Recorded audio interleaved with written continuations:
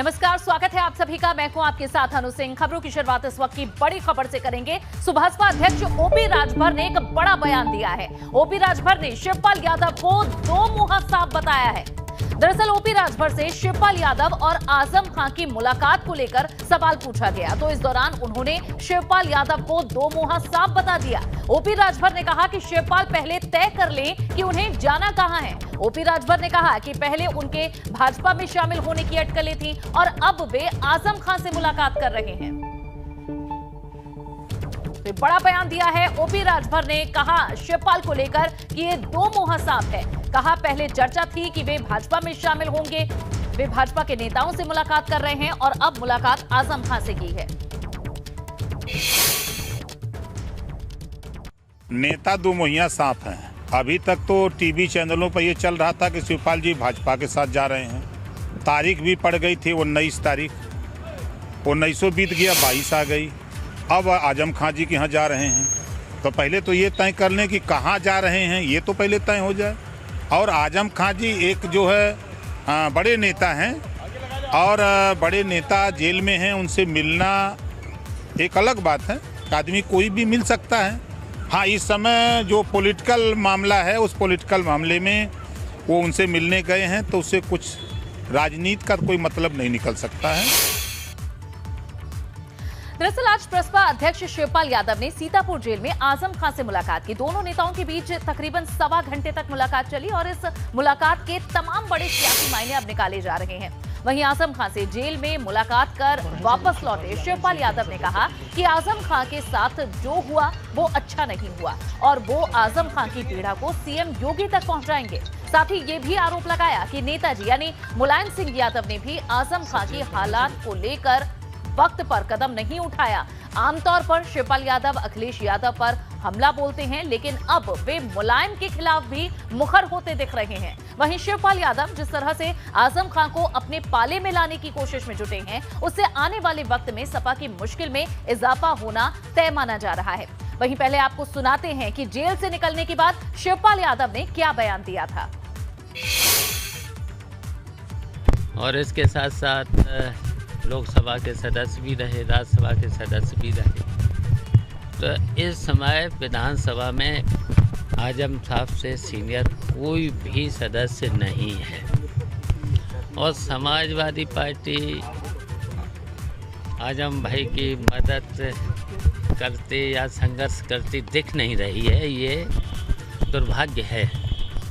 देखिए, वही तो मैंने अभी कहा, आपसे कहा है, आजम भाई के प्रति समाजवादी पार्टी को संघर्ष करना चाहिए था, आंदोलन करना चाहिए था। नेताजी की अगुवाई में लोकसभा में भी, जबकि आजम भाई लोकसभा के सदस्य भी थे, तो ये बात रखनी चाहिए था। तो ये तो दुर्भाग्य है, हम लोगों का दुर्भाग्य है, सभी समाजवादियों का दुर्भाग्य है। इसी की पहचान थी समाजवादी की। जाने के बाद वैसे तो नेताजी के अगुवाई में समाजवादी पार्टी को लोकसभा में भी आजम भाई का ये मामला रखना चाहिए था। और जबकि लोकसभा में कई सदस्य हैं, राज्यसभा में भी कई सदस्य हैं, तो इस बात को और नेताजी की अगुवाई में अगर धरने पर भी बैठ जाते तो प्रधानमंत्री जरूर नेताजी की बात को सुनते, क्योंकि नेताजी सब जानते, पूरा देश जानता है कि प्रधानमंत्री नेताजी का बहुत सम्मान करते हैं। तो ये बात समाजवादी पार्टी के लोगों को रखना चाहिए था। इतना सीनियर, इतने फाउंडर मेंबर होते हुए भी आजम भाई की मदद नहीं हो पा रही। इतने छोटे छोटे मुकदमे, झूठे मुकदमे, जेपी में समाजवादी पार्टी छोड़ेंगे या नया मोर्चा बनाएंगे, ऐसा तो कोई सवाल है नहीं। अभी पहले जेल से बाहर आने दो और फिर ये सब फैसले उचित समय जब आएगा तब आपको पता लग जाएगा क्या फैसला लेंगे, क्या नहीं लेंगे। वहीं आजम खान और शिवपाल की मुलाकात पर क्या कुछ कहा निषाद पार्टी के अध्यक्ष संजय निषाद ने, ये भी आपको सुनाते हैं। यूपी की सियासत में इन दिनों शिवपाल यादव, आजम खान ये लगातार सुर्खियों में, और खासतौर से बीजेपी के लोग भी ये कह रहे हैं कि शिवपाल यादव अगर हमारी विचारधारा को मानेंगे तो आ सकते हैं। लेकिन समाजवादी पार्टी के जो सहयोगी दल हैं उनमें कहीं ना कहीं खींचतान मची हुई है, पर बीजेपी के जो सहयोगी दल हैं उनको क्या लगता है। हमारे साथ डॉक्टर संजय निषाद जी हैं। डॉक्टर साहब, जिस तरीके से अगर हम बात करें समाजवादी पार्टी के जो सहयोगी दल हैं, चुनाव परिणाम के बाद से उनमें आपस में खींचतान मची हुई है। आप भी सहयोगी दल हैं बीजेपी के, इस तरह की स्थिति वहाँ पर है, क्या आगे भविष्य होगा? देखिए, लोकतंत्र में परिवारवाद की कोई जगह नहीं है, और जाति कार्ड बहुत जल्दी डिस्कार्ड हो जाता है, और समाजवाद केवल मुलायम सिंह तक था, और विरासत में राजनीति नहीं मिलती। अगर विरासत में कोई ले भी लेता तो जनता उसे हिरासत में भेज दे देती है। और रहा माननीय शिवपाल जी का, तो मैं तो उन्हें सलाह दूंगा कि उन्होंने पार्टी बनाई है, पार्टी की कुछ नीतियाँ होंगी और उनके कार्यकर्ता होंगे, उनकी कार्यकर्ताओं की अपेक्षाएं होंगी, कार्यकर्ताओं की अपेक्षा के अनुरूप काम करें, और अगर अच्छी छवि के लोगों के साथ तालमेल करें। और क्योंकि भारत जो है लोकतंत्र अच्छी छवि के लोगों को छवि बनाने, अपराधी, गुंडे, माफिया, देश में दंगा फसाद फैलाने वाले लोगों से इस मुक्ति के लिए लोकतंत्र की स्थापना हुई है। उसमें जो भी आगे आ रहा है देखे होंगे कि आप माननीय मोदी जी की नीति, अमित शाह जी प्रबंधन और योगी जी का सुशासन कैसे इन लोगों को समाप्त किया है, प्रदेश में कैसा आज भयमुक्त वातावरण है। तो ऐसे में ऐसे जो जहर घोलने वाले लोग हैं, जो करनी के भोग रहे हैं, जेल में गए हुए हैं, और जेल में जब वो साक्ष्य दे दें कौन सही है कौन गलत है, उसे न्यायालय है। जिसके पास साक्ष्य होता है उसे जल्दी जमानत मिल जाती है, साक्ष्य नहीं होता, बनवाना पड़ता है, खोजना पड़ता है, तो देर में आते हैं। तो अगर उनके पास अदालत मुहर लगाती है तब शिवपाल जी को मिलने जाना चाहिए। यानी आप कह रहे हैं आज जो आजम खान से मिलने जाना नहीं चाहिए? नहीं जाना चाहिए। निश्चित रूप से अगर जेल में निरुद्ध हैं तो किसने, कोई भारत का कानून उन्हें निरुद्ध किया, कोई व्यक्ति ने निरुद्ध किया है, और भारत के कानून के मुताबिक अगर उन्हें सर्टिफिकेट मिल जाए कि नहीं ये निर्दोष हैं, तो ऐसे वही क्यों मिलेंगे, सभी लोग मिलेंगे। क्या कहना है कैबिनेट मंत्री और निषाद पार्टी के अध्यक्ष संजय निषाद का साफ तौर पर कह रहे हैं कि शिवपाल यादव जो आज जेल में मिलने गए, जेल में मिलने जाना नहीं था, क्योंकि अभी भी वो किसी न किसी मामले में आजम खान निरुद्ध है जेल में, अभी क्लीन चिट मिली नहीं है, और अगर क्लीन चिट जब मिल जाती उसके बाद जाना चाहिए था। वहीं समाजवादी पार्टी को लेकर वो कह रहे हैं कि समाजवाद तो तब तक था जब तक मुलायम सिंह यादव उस पार्टी के अध्यक्ष थे। कैमरा वीरेंद्र के साथ अनुभव शुक्ला, एपी गंगा, लखनऊ। उधर योगी सरकार के संसदीय कार्य मंत्री सुरेश खन्ना ने भी शिवपाल और आजम की मुलाकात को लेकर बयान दिया है। उन्होंने कहा कि लोकतंत्र में सभी को मुलाकात करने और बात करने का अधिकार है। पॉलिटिकल व्यक्ति हैं, शिवपाल यादव आजम खान से मिले आज सीतापुर जेल में, क्या कहेंगे? भारत के संविधान में ये पूरी स्वतंत्रता है कि किसी आदमी को कुछ भी कहीं भी जाने आने की स्वतंत्रता। उन्होंने ये कहा कि आजम खान की बात मैं मुख्यमंत्री से करूंगा कि किस तरीके से इनको पीड़ा हो रही है। मैंने कहा ना कि बोलने की भी स्वतंत्रता है और जाने आने की स्वतंत्रता है, मिलने की स्वतंत्रता है, उसमें कोई पाबंदी नहीं है किसी। और इन सब के बीच सपा अपने सहयोगी दलों के साथ एक बड़ी बैठक बुलाने जा रही है, जिससे सहयोगी दलों की नाराजगी को कम किया जा सके। खबरें हैं कि इस महीने के अंत तक सपा के सहयोगी दलों की एक बैठक हो सकती है। इस बैठक में ओम प्रकाश राजभर की पार्टी सुभाषपा, केशव देव मौर्य की पार्टी महान दल, कृष्णा पटेल की पार्टी अपना दल कमेरावादी, जयंत चौधरी की पार्टी राष्ट्रीय लोक दल और संजय चौहान की पार्टी जनवादी पार्टी शामिल हो सकती है। लेकिन इन सब के पीछे खबर है कि ओम प्रकाश राजभर सहयोगी दलों के नेताओं की बैठक बुलाने की पहल कर रहे हैं।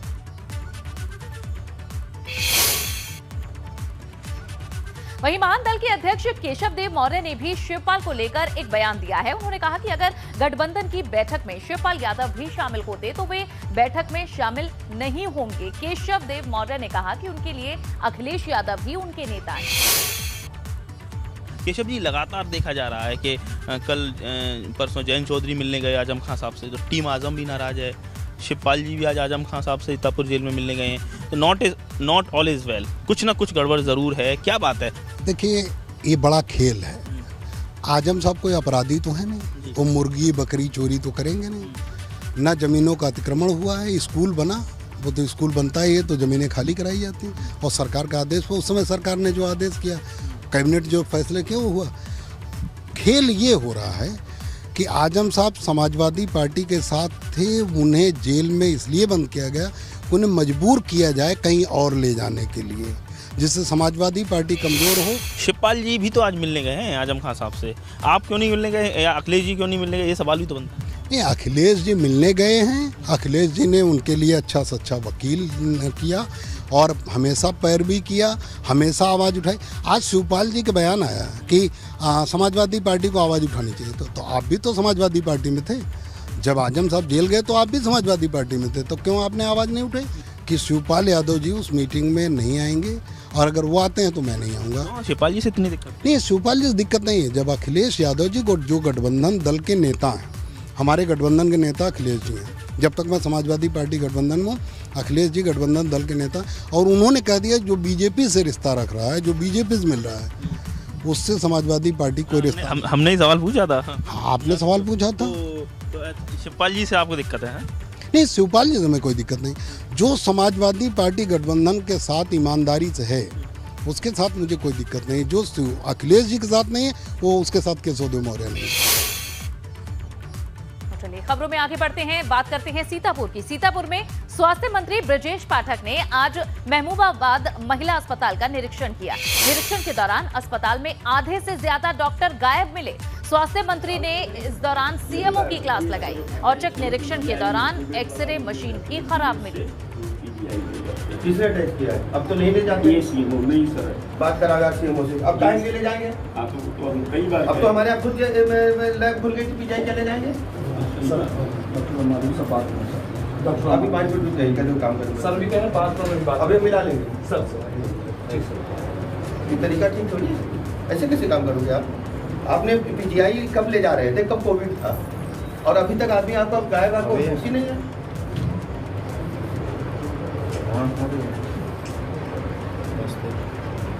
नमस्ते मैडम। डॉक्टर साहब, डॉक्टर साहब ब्रजेश पाठक बोल रहा हूँ। ये महमूदाबाद हॉस्पिटल का आपने विजिट कब से नहीं किया? हम लोग सब लोग हैं। अच्छा, सब लोग हैं। यहाँ 37 कर्मचारी हैं, 37 कितने गायब हैं?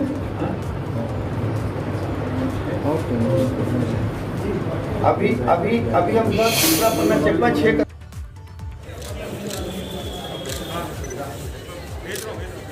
तो ये दो तस्वीरें आपको दिखा रहे हैं, बाराबंकी की और सीतापुर की, जहां स्वास्थ्य मंत्री ब्रजेश पाठक ने देखिए किस तरह से औचक निरीक्षण किया और जो कुछ खामियां मिली हैं उसे लेकर फटकार भी लगाई है, और साथ ही मशीनें किस तरह से काम कर रही हैं, आम लोगों का किस तरह से इलाज हो रहा है, इसका जायजा लिया है और कई दिशा निर्देश भी दिए हैं जो कुछ खामियां मिली। जहां सीतापुर में सीएमओ को फटकार लगाई है, जो भी कर्मचारी अपने ड्यूटी टाइम पर मौजूद नहीं थे उन पर भी कार्रवाई के आदेश दिए।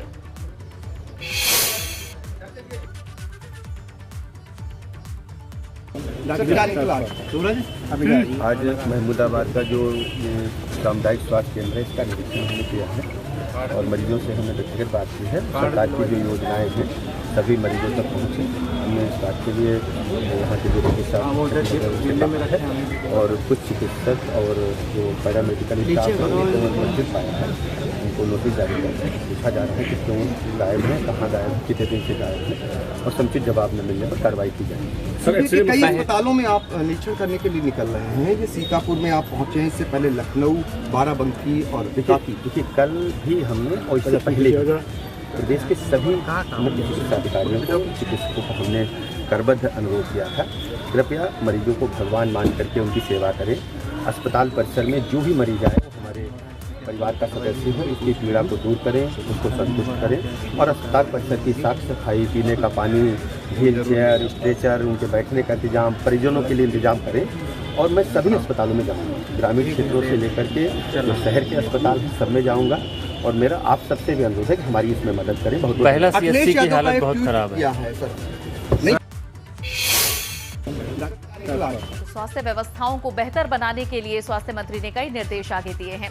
बढ़ते हैं आगे। रायबरेली में एक नाबालिग का एम्बुलेंस चलाने का वीडियो वायरल हुआ है, जिसके बाद हड़कंप मच गया। सीएमओ ने दावा किया है कि जांच कर कार्रवाई की जाएगी। तस्वीरें आपको दिखाते हैं जहां एक नाबालिग एम्बुलेंस को फर्राटे से दौड़ा रहा है। सवाल यह है कि ऐसी लापरवाही से हादसा भी हो सकता था, आखिर इसका जिम्मेदार कौन होता।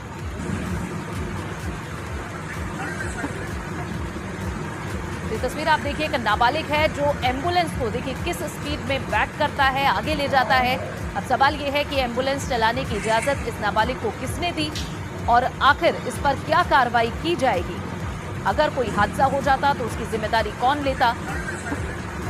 नाबालिग के हाथ में स्टीयरिंग देखकर जहां अब इस पर सवाल उठने लाजमी।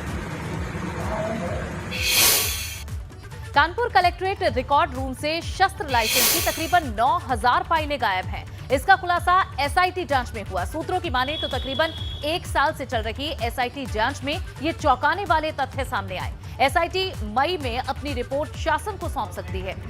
दरअसल कलेक्ट्रेट के असला विभाग में लगातार गड़बड़ियों की शिकायत आ रही थी। इस पर पूर्व जिलाधिकारी कानपुर महानगर अशोक तिवारी ने पिछले साल मार्च में ही एसआईटी जांच की संस्तुति कर दी थी। एसपी देवरंजन वर्मा के नेतृत्व में एसआईटी ने इन गड़बड़ियों पर अब जांच शुरू की। एसआईटी से पहले प्रशासन की जांच में कुल 40,000 असला लाइसेंस में तकरीबन 4,000 फाइलें गायब होने की पुष्टि हो गई थी। लेकिन अब जब एसआईटी की जांच तकरीबन पूरी हो चुकी है तो ये संख्या 9,000 के करीब पहुंचती दिख रही है। कलेक्ट्रेट के रिकॉर्ड रूम में बिकरू कांड के कुख्यात विकास दुबे समेत कानपुर देहात से आई 173 असला लाइसेंस की फाइलें भी गायब है।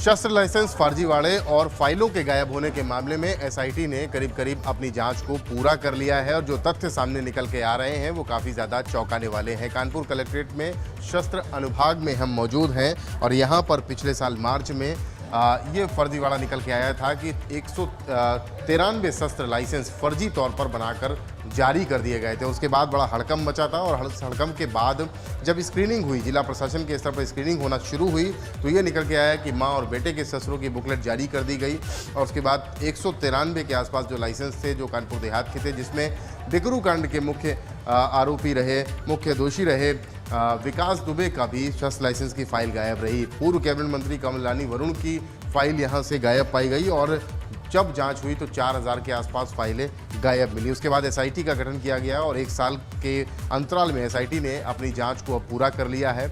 एसआईटी के जो सूत्र हमें बता रहे हैं उसके मुताबिक करीब 9,000 फाइलें गायब हैं। 40,000 शस्त्र लाइसेंस फाइलों में से 9,000 फाइलें गायब हैं। लेकिन इसमें और तथ्य चौंकाने वाला ये है कि करीब 1 दर्जन से ज़्यादा अधिकारी और कर्मचारियों की मिलीभगत निकल के आई है। इसमें तमाम अनियमितताओं को लेकर के अनियमितताओं पाई गई हैं, फाइलें गायब पाई गई हैं और इसको लेकर के शासन को रिपोर्ट सौंपी जाएगी। एसआईटी ने अपनी जांच करीब करीब पूरी कर ली है और जांच पूरी करने के बाद अब तैयारी रिपोर्ट शासन को सौंपने की है।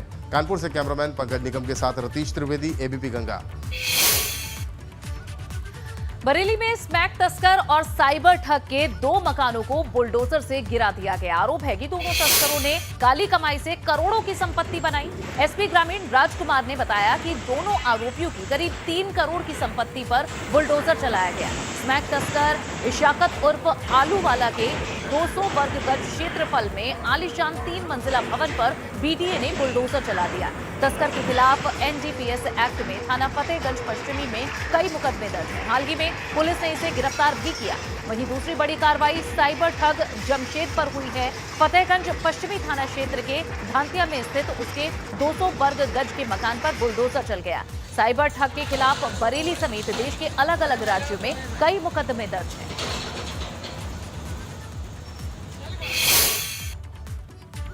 उधर मुजफ्फरनगर में शुक्रवार को एक बार फिर से जिला प्रशासन का बुलडोजर अवैध कॉलोनियों पर गरजा है। इस बार विकास प्राधिकरण की टीम ने पुलिस फोर्स के साथ मिलकर 50 करोड़ रुपए की 2.5 हेक्टेयर जमीन पर अवैध रूप से बसाई जा रही कॉलोनी पर बुलडोजर चलवाया। मामला नई मंडी कोतवाली क्षेत्र स्थित दिल्ली देहरादून नेशनल हाईवे 58 का है, जहां भूमि माफिया द्वारा लगभग 50 करोड़ रुपए की 2.5 हेक्टेयर जमीन पर बिना परिसीमन के ही यहां बिना परमिशन के अवैध कॉलोनियों को बसाया गया था, जिसके चलते आज विकास प्राधिकरण की टीम द्वारा पुलिस फोर्स के साथ मिलकर इस अवैध कॉलोनी पर बुलडोजर चलवाया गया है।